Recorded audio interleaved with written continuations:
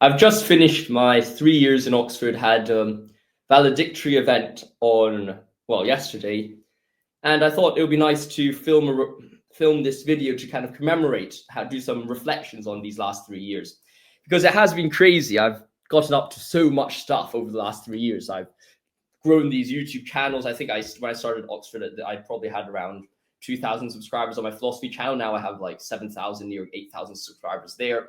I have this channel, which has now grown to around 2,000 something subscribers. And apart from that, a lot has changed, both academically, philosophically. I've published 2 papers in these last 2 years. I'm going to speak at my first conference this summer in Hong Kong. So many things have happened, and I sit here not really knowing what to say. And this video is not going to be a very straightforward or structured one. I think I have kind of like 4 frameworks I want to talk about. First, my academic development, spiritual developments, personal development, and how far things have gone.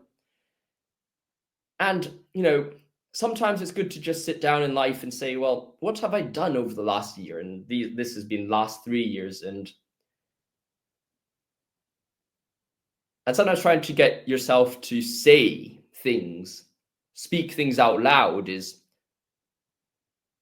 a different thing from trying to just, internalize it when you're sitting in a park and you're like, that was nice. That was a few days gone. That was a nice week.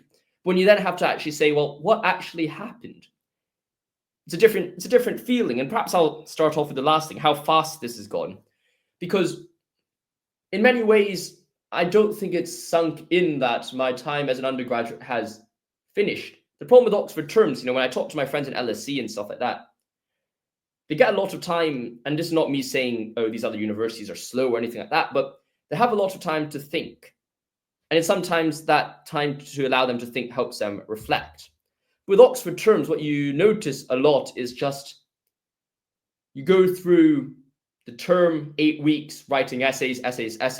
Off 8 weeks, you're meeting family, you're catching up with friends, you're doing more research, following up on the extra reading that you haven't gotten done in the week during the 8 weeks. Next term, you're back and back and back. And after a while, the year's over, and then the next year's over, and then your degree's over. And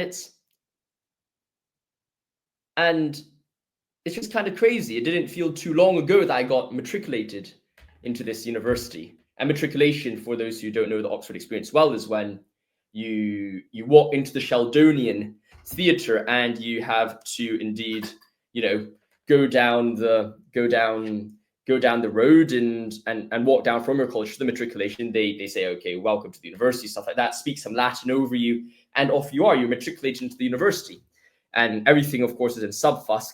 So let me try to find some pictures of you. I have my folder of Oxford memories. So here, I am in matriculation with my commoner's gown. The gown in Oxford is, there's different ranks of gowns. So if you first join the university, you have a commoner's gown, and that becomes a scholar's gown later. So you can see here, I am wearing my shoes, my commoner's gown, going into matriculation, which is indeed in the Sheldonian. I looked so young then. You could see this. Oh man, I can't believe it. This is 3 years ago. You can see 15th of October. Oh man, I look so young here. And basically you walk down to the Sheldonian, walk down the road with all the other people matriculating, and you go to the Sheldonian, which is this theatre, and it's a very wonderful theatre, because you can see here, you have this, a wonderful Sheldonian theatre. So you go and get matriculated, and after that, time just flies, because you're, as I've said, essays in, essays out, essays in, essays out. And you never get time to just sit down and say, well, I'm actually at Oxford. And I don't think it clicked to me, actually, for at least the first 2 years I was at Oxford. I was actually at Oxford. I was here as if I was in a high school, a glorified high school, you could say, of a bigger city with libraries and colleges. But then all what's going to my head was, what do I have to write for my next essay? I'm going to write that. What am I defending in this tutorial? I go do that. Of course, I'm seeing loads of friends in the meantime, but it just flies. It hasn't sunk in. That was at Oxford until almost by the time I was at the end of my second year. And by the time I realized I was in Oxford, I thought, well, I should start viewing this city as if I was a tourist. So this year I've taken things more slow. I'm not crying yet, but I'm just wiping my eyes. But essentially, I started viewing this city as a tourist. I just go sit on a bench for a while, go sit at a cafe. And this year's gone by a bit slower, and that was nice. And then what's happened? I find myself here after everything's ended, and I think it'll take probably a few more months to realize that my whole time at undergraduate has finished. I mean, of course, you could tell yourself, oh, this is over, but no, I think it'll take some time for me to actually realize that I'm no longer an undergraduate. I think I might be sitting in Japan or wherever I am over the summer, and I'll be like, hold up a second. I'm not coming back to Oxford again. Well, hopefully I'll be here for a master's degree, but I'll be coming back. I'll be sitting down. I'll be like, I'm not coming back to Oxford again in the same way as I have done over the last few years.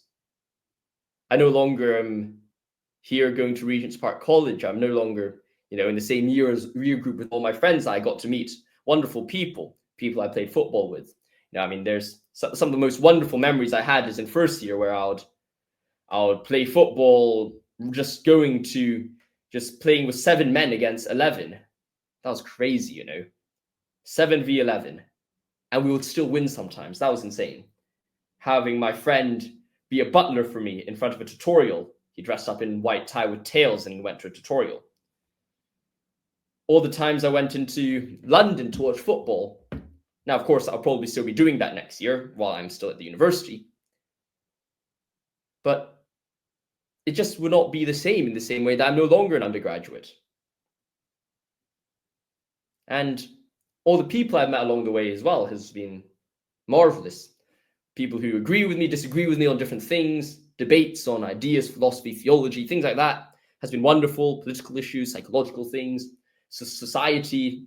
All these discussions have been absolutely enjoyable and very memorable. So, I mean, in some sense, I can't wait for that feeling to hit. Because it's gone by too quickly, and before you know it, time just flies. And I don't think I've ever experienced life going by this quickly as I've had in any year I've had before this. Because for most of high school, I think this is the same with most high school students. You're in a routine, and the days feel very long as you're going from class to class to class. And perhaps you're doing the same here, but whereas in high school, you're doing a lot of things that you don't really want to be in. And of course, you want to do well in them, but a lot of things it's a bit reluctant. Here, you actually are doing something you absolutely love. And that's been something I've been so grateful to. I'm basically in this university doing something I love. I can't ask to be doing anything else other than philosophy and theology. And that's a real privilege that not many people have. And I'm aware of that. A lot of people go do law and do finance, economics and things like that with a clear career path. And of course, I have a clear career path as well. But you got my point. I'm able to just pursue my passion to a great extent. And I've been very lucky that, I've been able to do that while enjoying this place as well. And, haven't had to watch certain kind of financial restrictions that a lot of students have to have. So I suppose you could say I've had a rather unusual Oxford experience, but that's all built up to allowing me to really enjoy my time with my friends and just to put myself out there.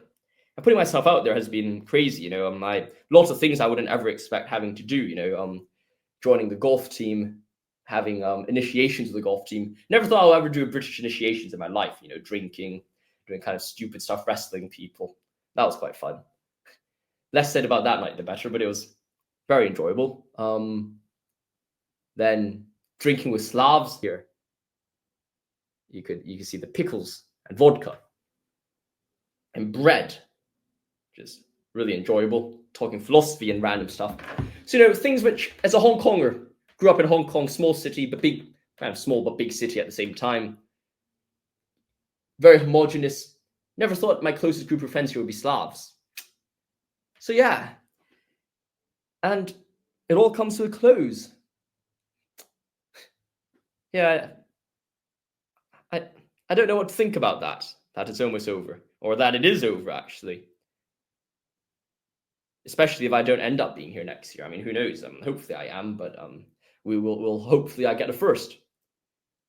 But now let's move on from how fast this has gone, because I could just sit here and not say anything for quite some time, I think. Academic developments over the last year. Well, I suppose the biggest change is changing gowns. I remember I showed you the picture of me in a commoner's gown. Well, I'll compare this to a scholar's gown. I have a picture of me in a scholar's gown here, but the black doesn't make it very stand out. So let me show you me in this gown. Let me try to find this for you. Here, you can see here, the scholar's gown. It's way bigger.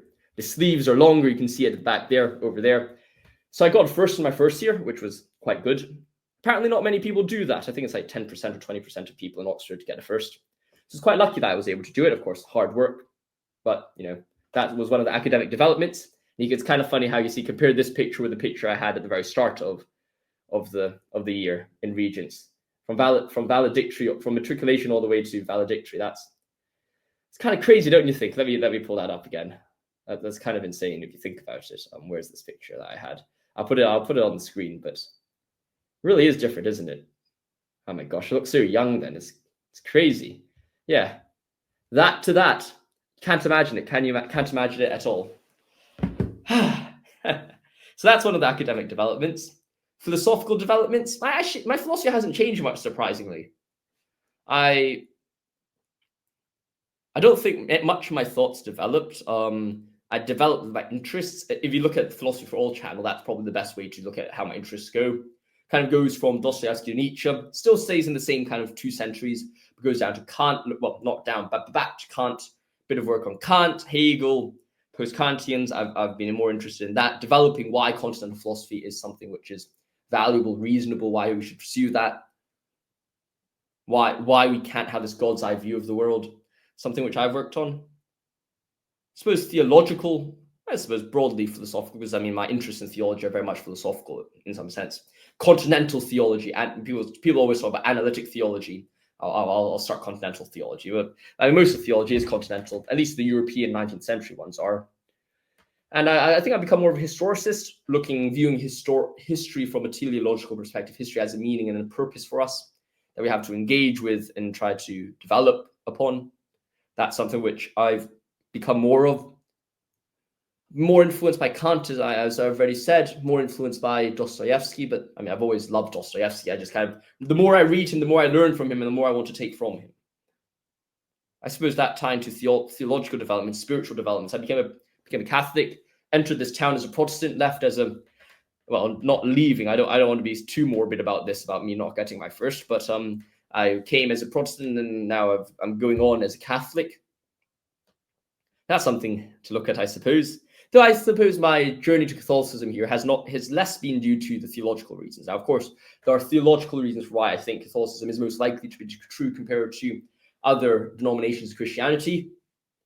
The main reason why I became a Catholic, I think, is because the spiritual community here is wonderful. I mean, there's Grand Pont, there's a chaplaincy, oratory, Blackfriars, basically whatever you want in your Catholic life, there is something for you. If you like the liturgy, if you like just kind of, being awestruck by the beauty of a church, awestruck by the beauty of liturgy, then you go to the oratory, and they have wonderful services there, regular services there. You like the TLM, go to the oratory. You don't like the TLM but want a high solemn mass, go to the oratory. If you want to go to get your mind stimulated by interesting talks, go to the Aquinas reading group at Blackfriars, which is run by the Dominican brothers. Really, really wonderful stuff. If you don't like that and you want to kind of meet more people, a bit more social, go to the chaplaincy run by the Jesuits. I mean, Campion Hall's also Jesuits, but I don't think they do that many events, not that I know of. Or if you want to, if you're a young man and you want to meet other men who are serious about their faith, meditations, go to Grand Pont. Spiritual life has been wonderful, and the more I engage with the Catholics, and of course I've developed loads of friends in Catholic Oxford.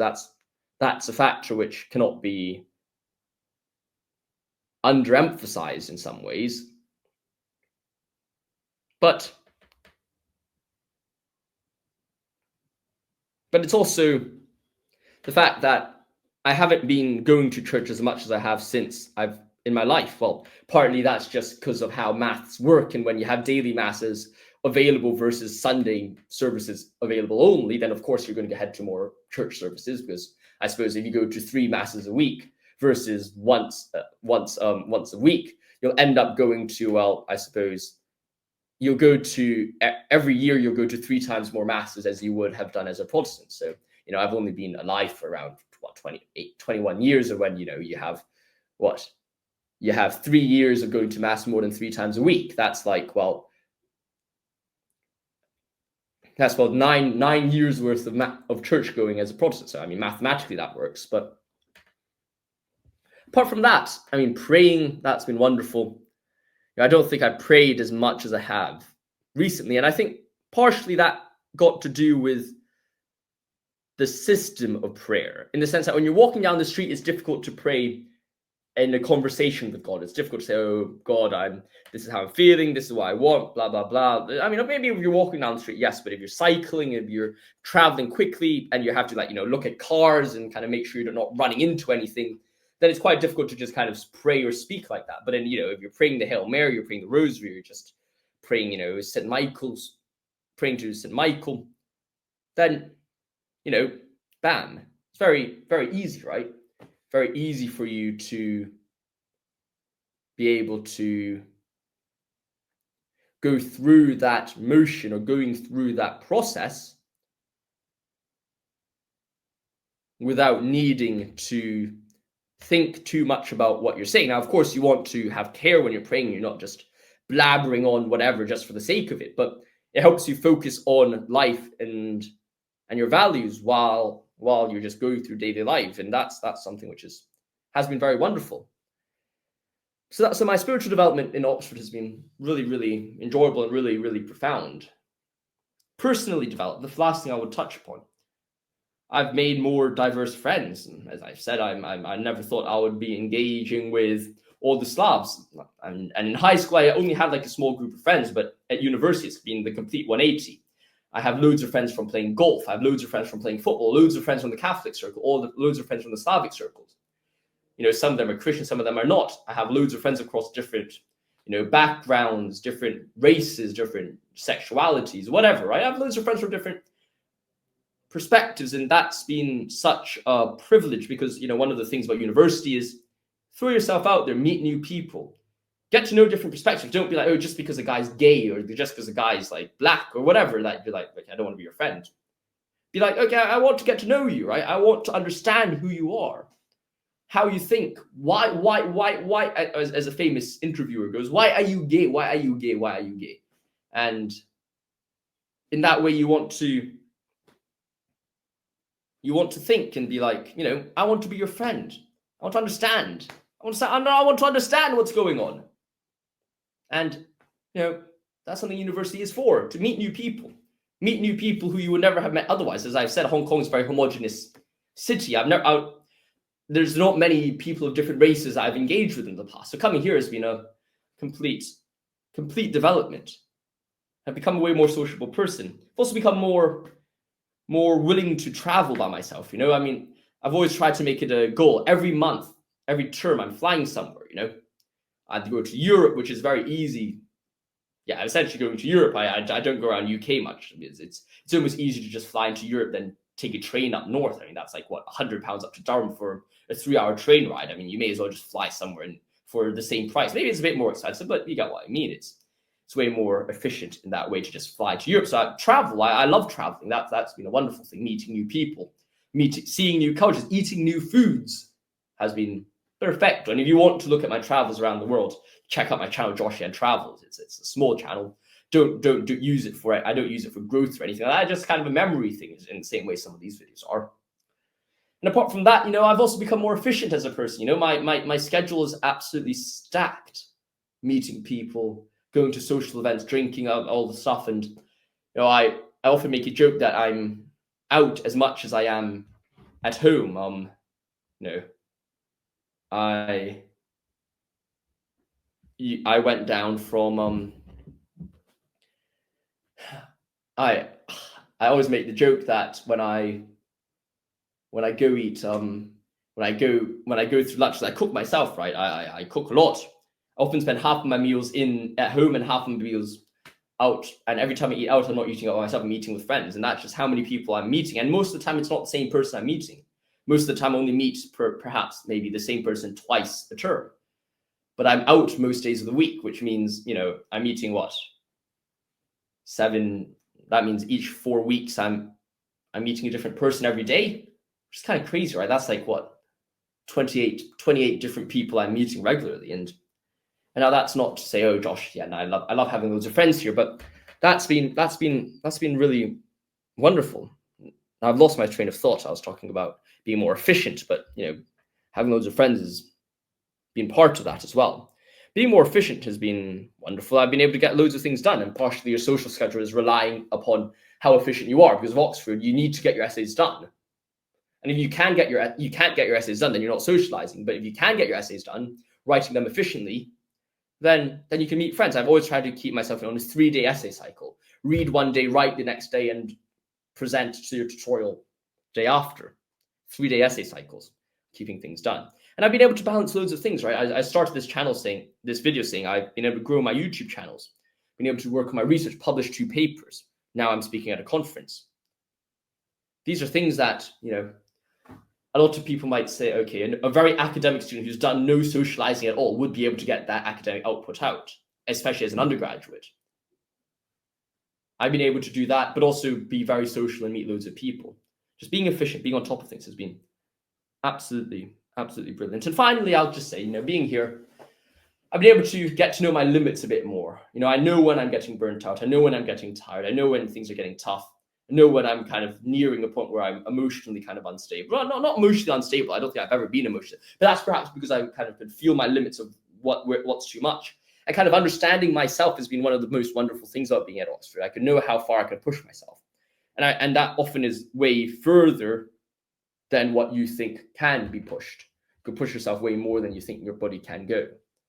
And that's a wonderful thing. And those are my reflections of the last 3 years in Oxford. It's been a absolutely wonderful journey. And, I don't think I could have asked for much more. And when I talk to my friends, I often say, my time in Oxford is very much like a paradise. I come here, I think, I do exactly what I want to do. I have my hobbies, I pursue them. I work 100% for them, and I can get to use the libraries whenever I want. It's a wonderful situation, and I'm very grateful for the last 3 years I've been in Oxford, and I hope I'm here for another 5 years, of course, PhD and then master's and PhD. But crazy to think about it that way, crazy to think that it could go by so quickly. But well, here's to hopefully a few more years at Oxford. But even if not, I've absolutely loved my time here. And what's more that I can say, it's been absolutely beautiful. Walking down High Street, going to the Radcam, going to the Taylorian, playing football with my friends, chats, going to pubs. All those times traveling into London, the train, traveling back from London on the train, watching football at Chelsea.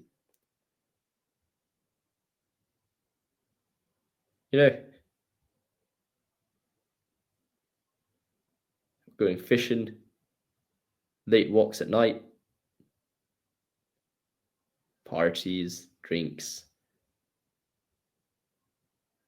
writing essays. You don't like them when you're doing them, but